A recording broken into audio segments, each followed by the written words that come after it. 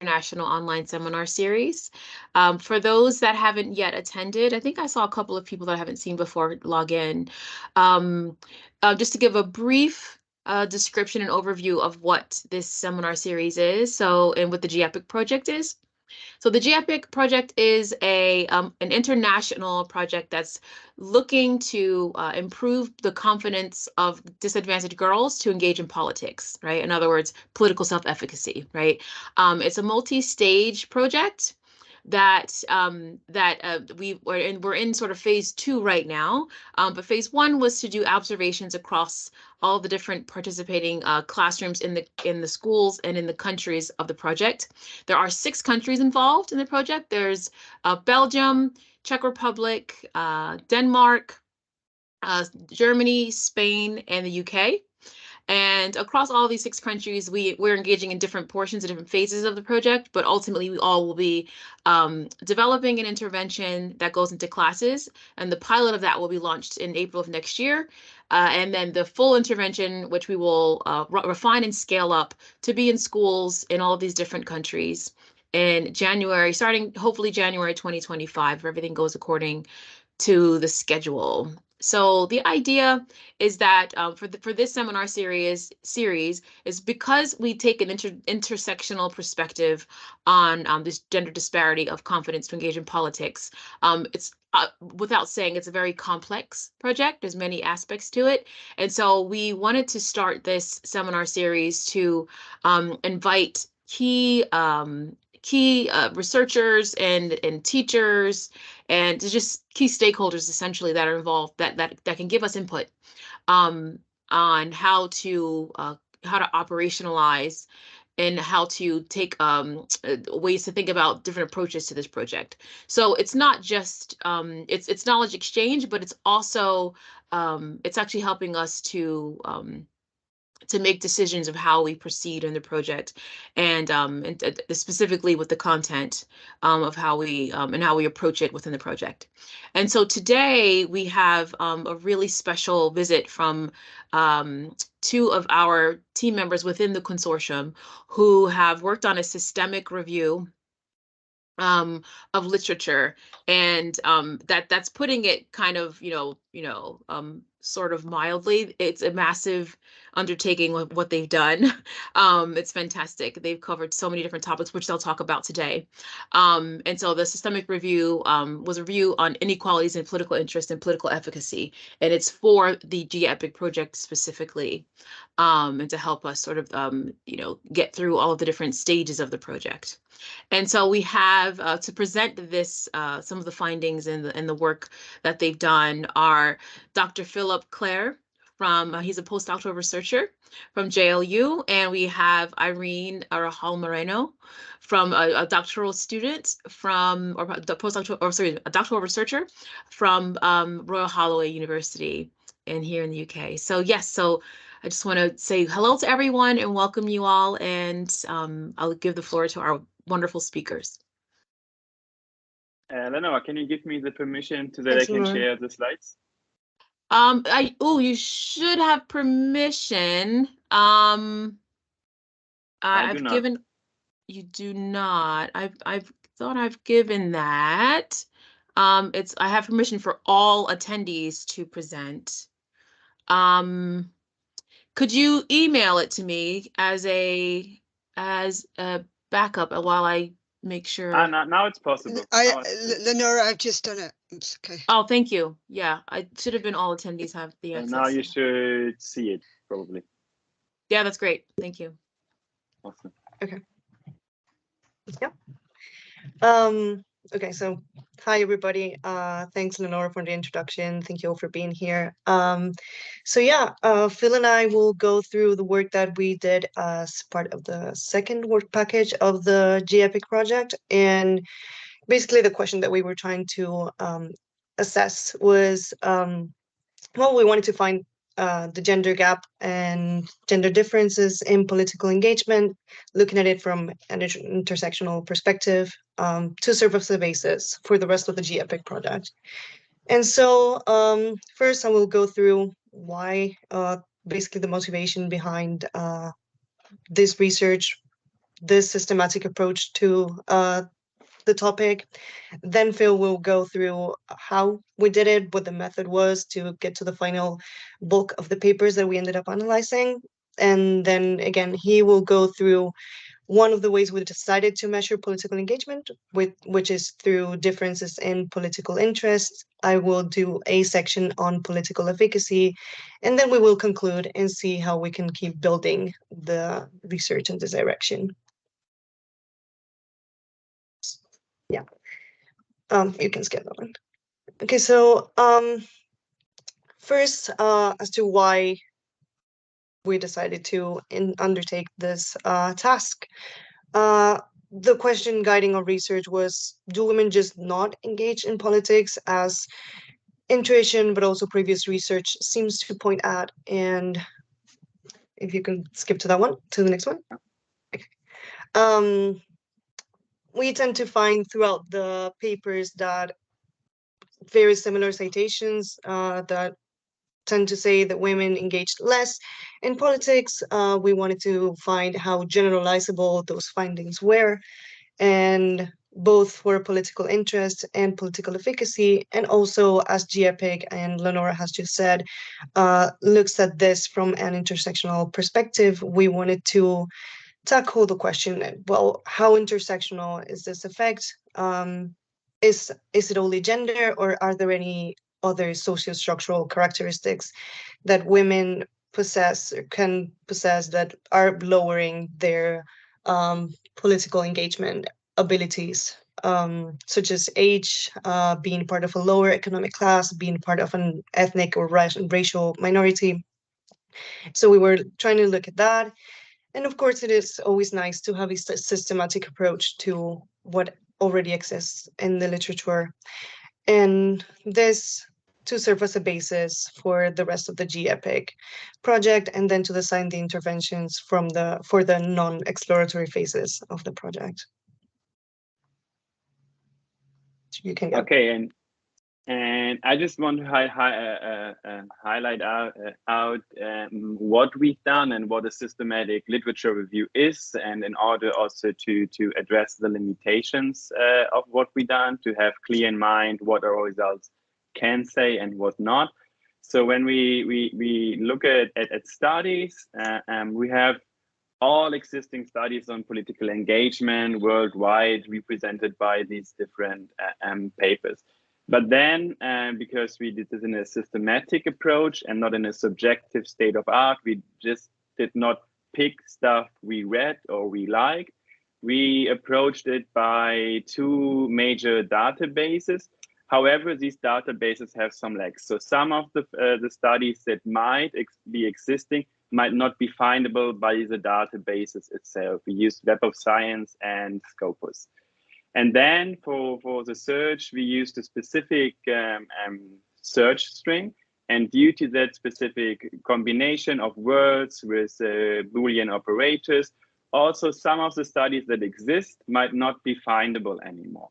So we, at the end, this is still in a systematic approach, but it has limitations because some of the studies might not be findable due to search string or to database. And what we then did with the remaining studies was trying to find structures between studies in terms of measurement, operationalization of the concepts, or even on structures on the results of the effect. We can go back to the search string if you have questions about it in the discussion. I think I just want to highlight that we used Web of Science and searched in title, abstract, topic, authors keyword. And for Scopus, we were able to search in title, abstract, and keywords. We searched and filtered between March and May. Before we start with the whole sample, we did reliability tests with 40 randomly chosen entries. And between all the coders pairs, and between all three coders, we got acceptable and sufficient reliability couples for our search. Nonetheless, we, even after the reliability, we discussed some of the inclusion and exclusion criteria to make it even more coherent between coders for the final approach to filtering the entries. What we then did with the overall entries was, the first thing was data manipulation. So we sorted out double entries, abstract only papers, books, and also non-English paper. With the remaining studies, we did a screening by title and abstract regarding to the exclusion-inclusion criteria.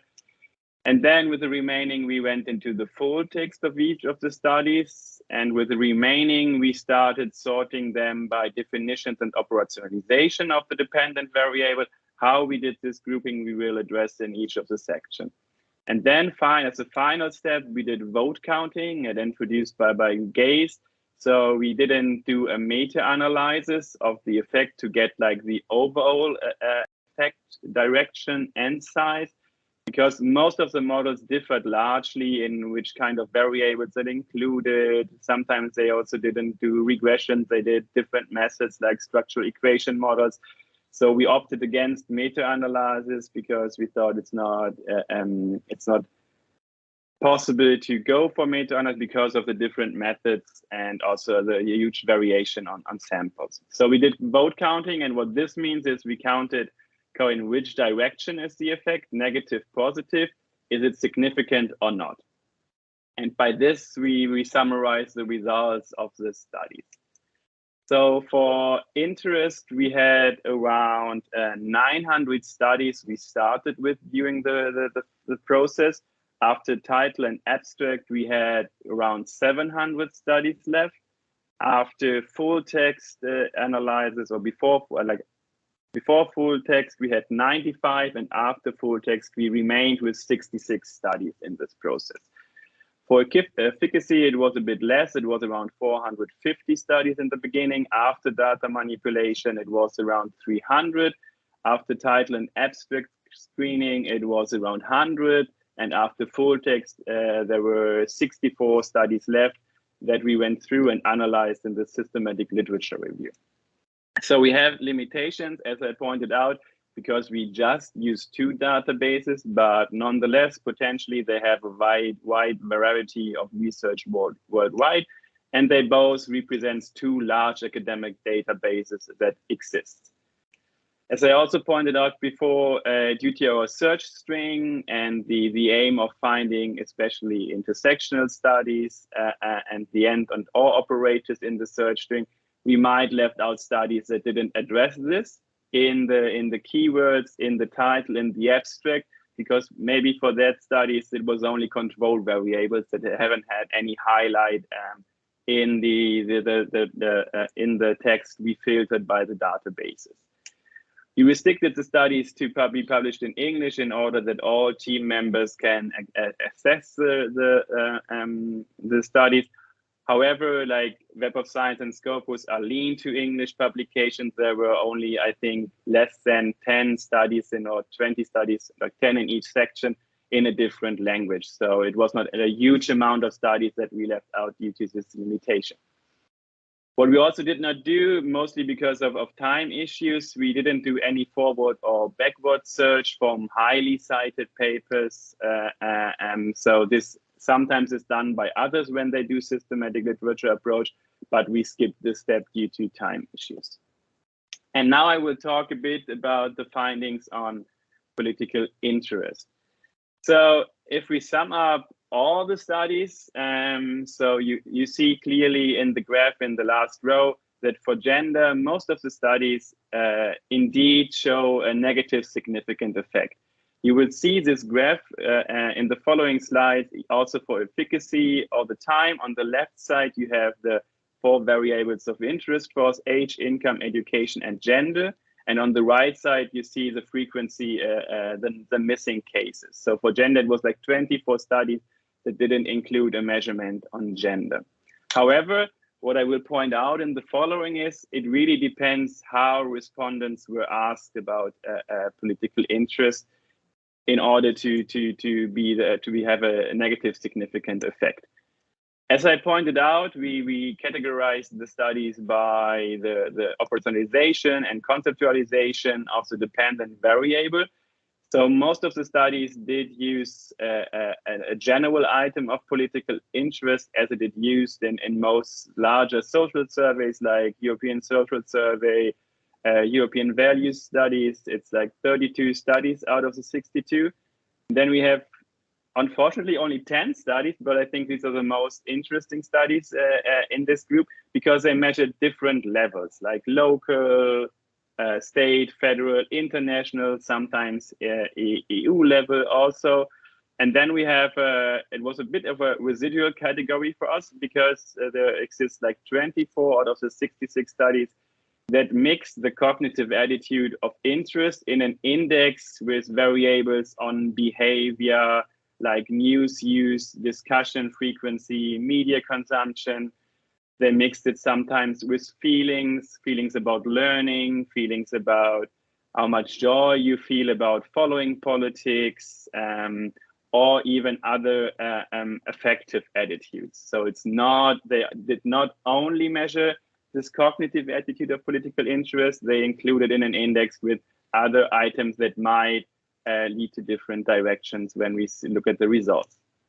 For publication years, we can clearly see that the interest in political interest as a dependent variable rose in the recent years. So in the last, like most of the studies in the systematic literature review were published in the last 6 to 7 years.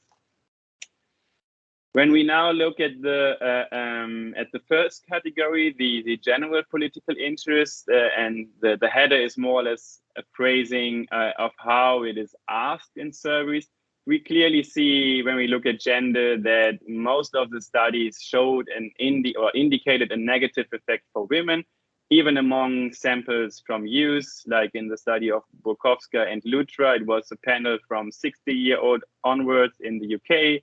Cicognani showed it with among students 15 to 19 in Belgium, and Omer also showed it from Danish students from age 15. There was one study that indicated a positive effect of gender on political interest. However, it's a special sampling. It was an online sampling, so that might also lead to the proportion of people interested taking rather part in this in terms of the other studies that did some randomization. We see a clear positive effect of higher education, although 31% of the study missed any variable of education. To a less extent, we see it for age and income. However, like most studies, did not include measurements for income or age in the studies. For an intersectional approach, the first study in this category that indicated an interaction between age and gender. So Friley and Gomes showed that throughout the lifespans, female express less interest. In the same way, the study of Carante and Dortisani showed that, however, they focused more on marital status and having children. And interestingly, they showed that for women, being in a marriage and having a child at home leads to the largest gender gap throughout the lifespans compared to men. However, men always, throughout every lifespan and throughout every category of marital status, showed higher political interest. A second study pointed out that some of the effects from gender to political interest is mediated through self-confidence, and lower self-confidence in the study was attributed to being female, African American, and interestingly having higher education in this combination.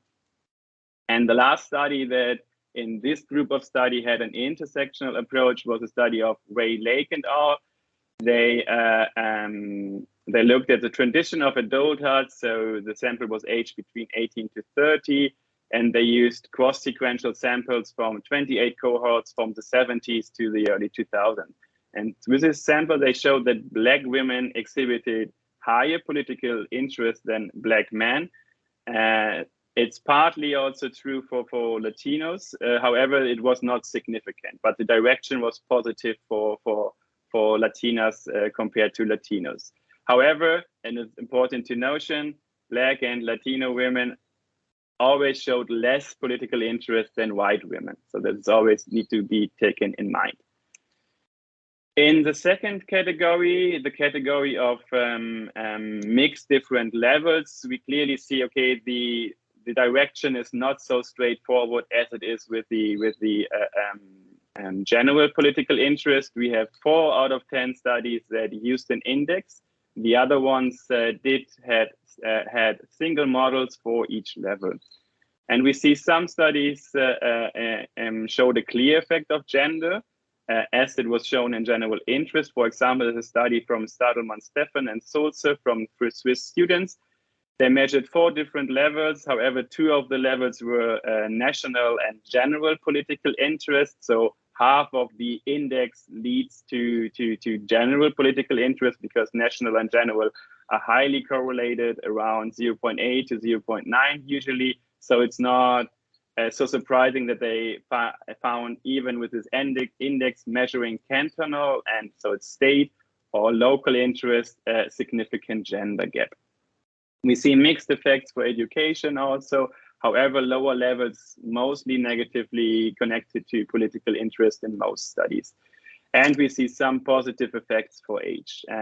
In this group, 2 studies stand out. And the first one is Thomas and Verge, because they had an experimental setting. And in the first setting, they had 2 items, a general item and an item on specific topics. And respondents needed to show how much they are interested on both of the items. And in the first experiment, in this approach, they showed that men significantly showed higher political interest than women when the general political interest item was asked first. When it was asked second, the gender gap between men and women decreased by nearly 2/3 and also turned into an insignificant effect. What they interestingly showed in this first experiment setting was that women always showed significantly more political interest when asked on the topic item, regardless of the position, and compared to male. And in a second experiment, they had a battery of female and male-oriented items and a mixed item category.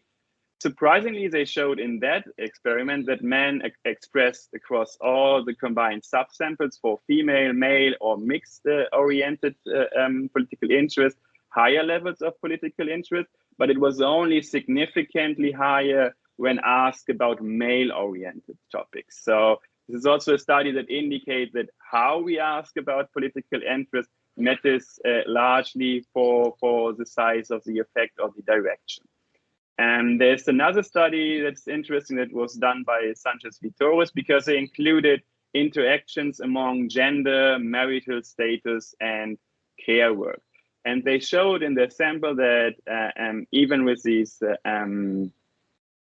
interactions, that women still have higher probability in indicating not very or not at all interested on 3 different levels: on a general, on a national, and on a local level.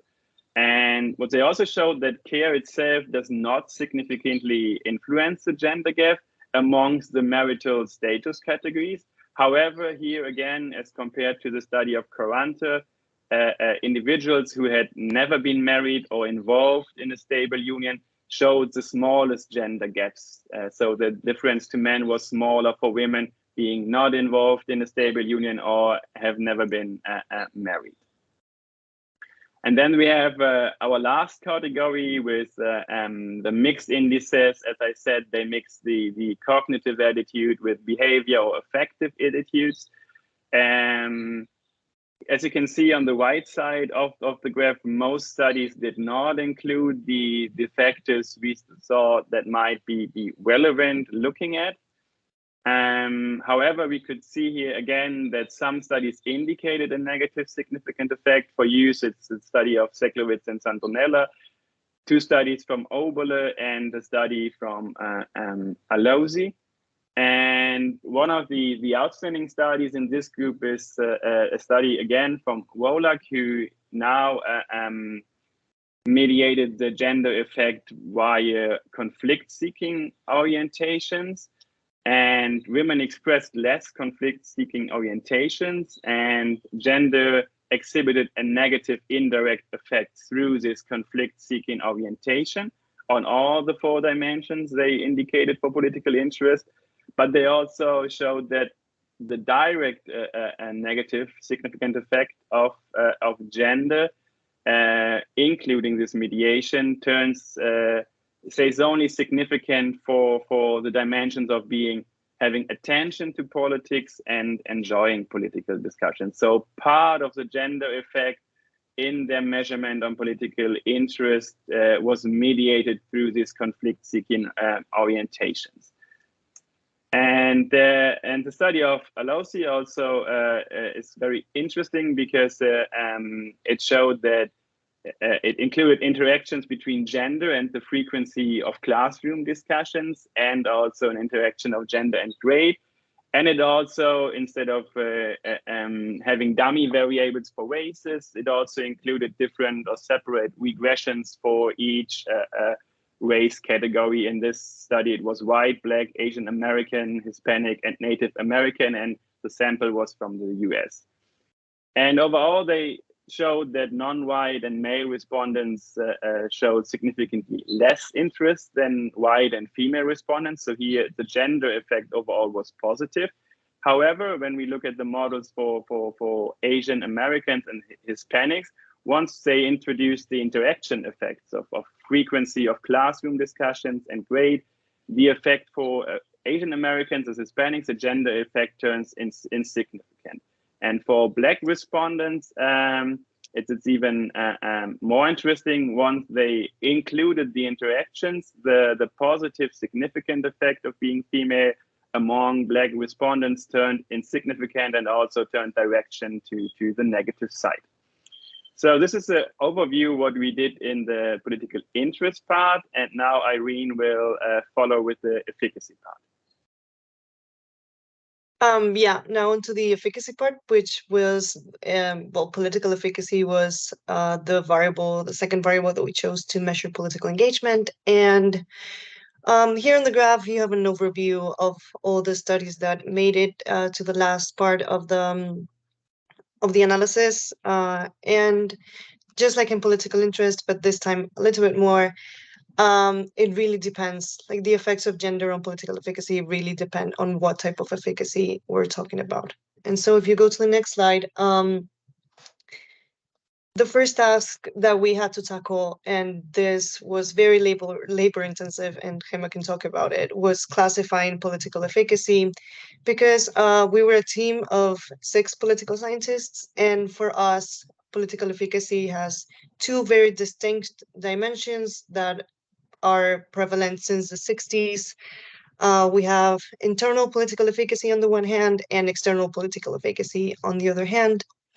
Internal political efficacy, referred to as political self-efficacy in other disciplines close tied to psychology, but also education sciences, refers to the self-perceived ability that one has to understand politics, to engage in political activities, to engage in political discussions, versus external political efficacy, which refers to the perception that we have that the government and the political systems are responsive to our demands and needs as citizens.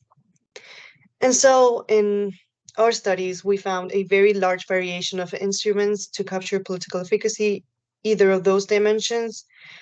We found very different items in the different questionnaires. We found very different ways of constructing indexes, some of them tested through factor analysis, some of them not.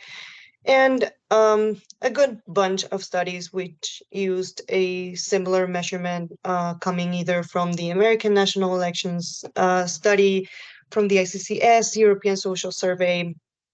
Those studies were fairly easier to classify. But then with the rest of the studies, 2 coders had to review the instruments that each of the study had used and classify each of the studies into whether they were looking at an internal dimension of political efficacy, an external dimension of political efficacy, if they were looking at both through different instruments, or if they were looking at indexes that had been constructed mixed in the 2 dimensions. And This, in general, it was a classification that worked, except for some of the studies included that made it into the last cut. For example, with this was this caused some discussions. There were a couple papers by Grutter which phrased political efficacy or asked for political efficacy in surveys as if things should change, one needs to personally act rather than relying on politics. And we could not agree on whether this was measuring an internal dimension of political efficacy or an external dimension, or if it was measuring political efficacy as all. And so we had to drop those papers out of the study. If you can go to the next slide. But in the end, we started from 64 different studies. 17 of them measured an internal dimension of political efficacy. 16 of them only measured external elements of political efficacy. 20 of them looked at both dimensions separately. So that was easier to classify. And then we have a category of 11 papers that mixed in the same index elements that belong to both internal and external dimensions of efficacy, which is problematic because, of course, results are no longer generalizable if you look at efficacy in a mixed way. And looking at when the studies were published, just as in political interest, there has been an upward trend in the interest of the scientific community in political efficacy. And so most of the papers that we have were written in the past 10 years. Now onto the results, the internal dimension of political efficacy. In this case, there was a very clear effect of being a woman on the reported ability to understand and participate in politics. Out of the studies that included gender as a covariate, almost all of them found significant negative effects. And in the ones that didn't find significant negative effects, some results were mixed, and only a couple papers showed positive but still non-significant effects. With the rest of the sociodemographic covariates, the trend is very similar. Also, very age, income, and education all seem to significantly define political efficacy, although we need to be cautious because not in all papers these covariates were included or reported. But still, the patterns are very much there. Looking particularly at youth, we found, and this is quite relevant for the goals of the GEPIC research group, that girls as young as 12 or 13 already express less political efficacy than boys of the same age. And only one of the studies that looked at youth showed mixed results. Particularly, this study referred to 3 different countries. It looked at schools and it compared the efficacy of students in academic and vocational school tracks. And so they found that girls expressed more political efficacy than boys in Denmark and Germany, but not in England. And if you go to the next slide, we can go on to external political efficacy. And here patterns are very much not existent. Only education and much less clearly income show a positive relation with external political efficacy, meaning that the more educated individuals are and the higher the class that they belong to, the more they feel that governments and political systems are sensitive to their needs.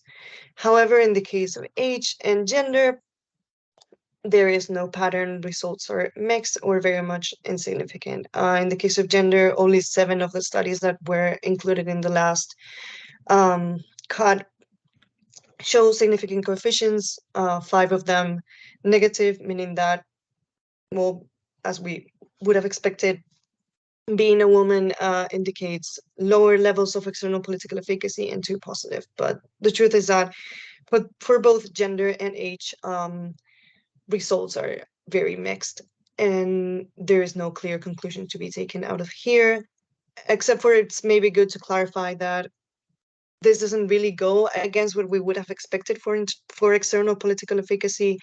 If we remember when we defined it, external political efficacy refers to responsiveness that you feel that the government has. And so this variable has been very related to political trust and to supporting the government, like having voted for the government, not so much to any socio-structural demographic variable. So this doesn't really mess up research or anything like that. And now into the summary. Yeah, so what we now want to do is like do some summary in terms of like what could future research look out for, and also what does it mean for the JEPIC project for the following steps. And for political interest, like we see that there exists a gender gap, especially when asked about this general political interest among different measurements, countries, or years. However, we also seen, especially by these two studies of Ferrin and Thomas and Verge, that the understanding of the term politics seems to matter a lot when we assess political interest. And I think what we can take out of that, especially for education and also for the intervention, that relating different areas of politics to the term politics and maybe changing the significance or the meaning of politics, because now it seems to be this general word seems to be related mostly for women to male-oriented topics. And so once they are introduced with broader ideas, they express also more interest. And secondly, most of the studies did not assess any intersectional effects. And that was for us a bit surprising, because we thought like, okay, this is like really in recent years something that is like highlighted in a lot of studies, but it wasn't consistently shown in many studies in the literature review. Some of them showed higher political interest of girls from disadvantaged groups compared to the male parts of the counterparts of this group. Some did show, as like Aloisi, that the frequency of political talks might decrease gender effects, although it was a positive gender effect for female in these racial subgroups. But others also showed, like compared in age cohort, that there's a consistent gender gap across age cohort. So I think for research, we can summarize up, and this is also interesting because we aim at this, especially in the ongoing part of Work Package 2, to use data sets and exploring more in depth and more comprehensively and also empirically, maybe more sophisticated, how we can construct intersectional effects and what we get out of these intersectional effects. And for the case of political efficacy, really quickly, we found that the gender gap is very much existent for girls, but also people belonging to lower classes, having lower levels of education, and younger people across, and this has been found for internal political efficacy across very different methods and across different sampling techniques. So that is a good starting point for the rest of the project. But of course, the generalization of these results should be done very cautiously, because there is generally no unity in the way that political efficacy is measured. Sometimes some papers didn't even talk about the dimension of political efficacy that they were referring to. So using terms like this can be very misleading. And again, like in political interest, there is a very clear lack of an intersectional perspective to approach efficacy in general. Of course, well, we couldn't find any studies that looked at intersectionality from an interactive perspective, and what we have was studies that looked at very specific subsamples of the population, thus making any comparison with larger social groups almost impossible. Like Rowe et al. Looked at young and ethnic minorities, but of course, you cannot compare it to the general population. And Woloch also looked at white and non-white women, finding that political efficacy was lower in non-white women, but there's no way of comparing those results to men or the general population. And so Yeah, think so thank you very much for your attention, and we are looking forward to answer and have a discussion now about this literature review and the results of it.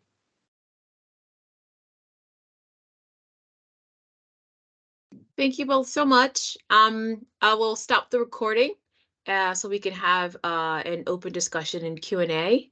And so for everyone that's watching later, thank you so much. See you later.